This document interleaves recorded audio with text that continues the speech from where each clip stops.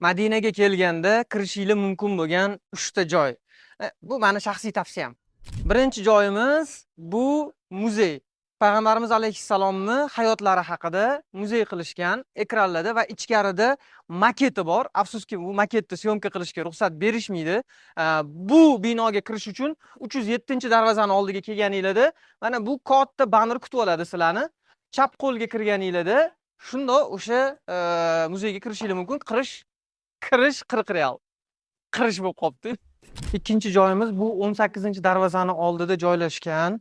Bu yerda Qur'on kitobini sizlarga tekinga berishadi. Faqat bitta sharti bor. Bu kitoblarni yoki o'quv maskanlariga yoki masjidlarga qo'yishinglar kerak bo'ladi. Va bu yerda faqat umra vizasi borligi berilar ekan. Odamlar kirib chiqib o'chirtlarda turishibdi olish uchun. Sizlar ham kelib bemalol olishinglar mumkin.